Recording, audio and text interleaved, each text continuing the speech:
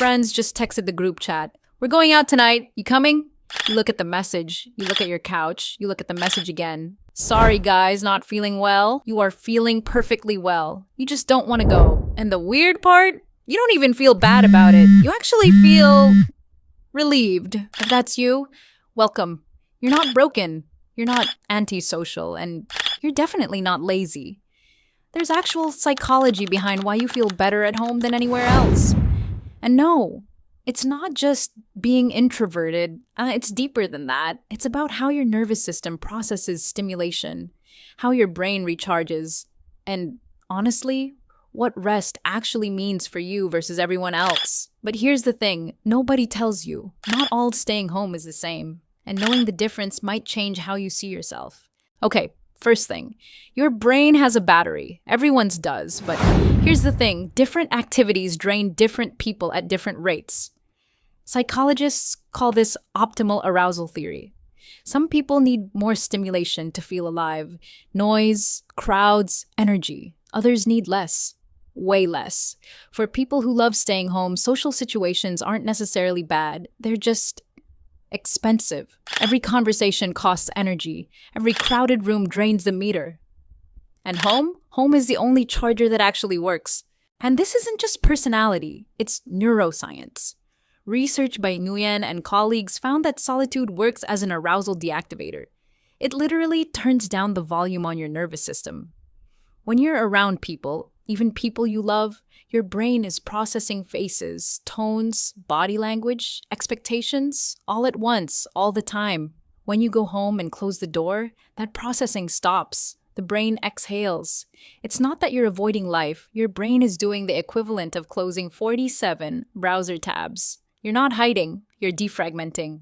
There's even a name for the feeling. You've heard of FOMO, fear of missing out. But psychologists now talk about JOMO, joy of missing out. JOMO is when your friends post stories from a party and you feel nothing. Actually, you feel good because you're home in your own clothes, doing your own thing. And that's not apathy, that's self-awareness. You know what fills your cup, and a crowded bar at 11 p.m. on a Saturday? That is not it.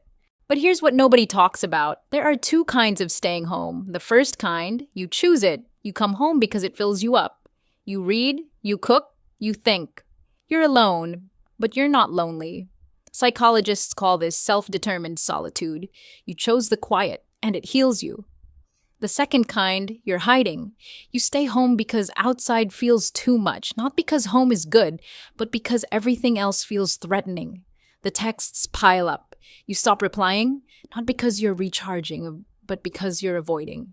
Same couch, same closed door, completely different reasons, and only one of them is rest. And here's the proof. During COVID lockdowns, everyone assumed introverts would thrive. Finally, their time to shine.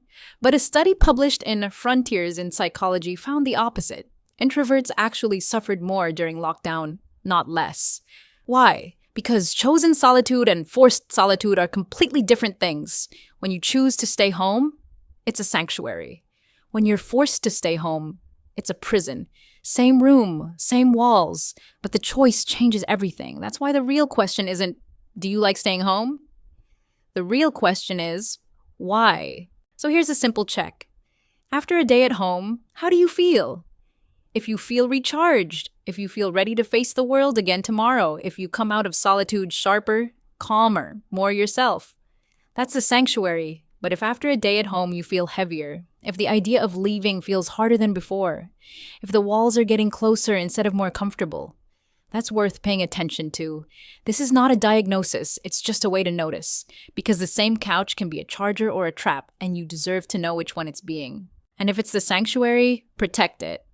You don't owe anyone an explanation for needing quiet. You don't owe yes to every invitation, and you don't need to pretend you're sick every Friday night.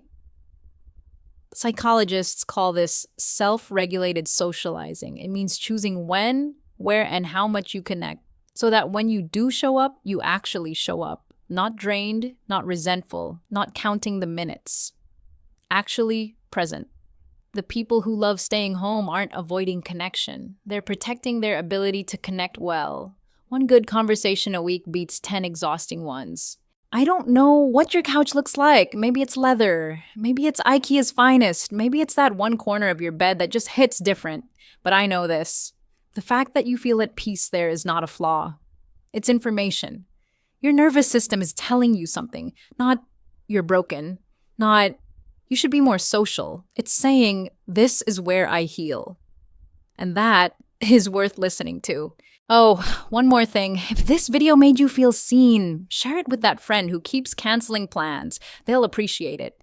But if right after watching this you texted, sorry can't make it tonight, at least now you know why. Subscribe if this resonated. Behind the behavior. Every behavior has a reason. Now go sit on your couch. You earned it.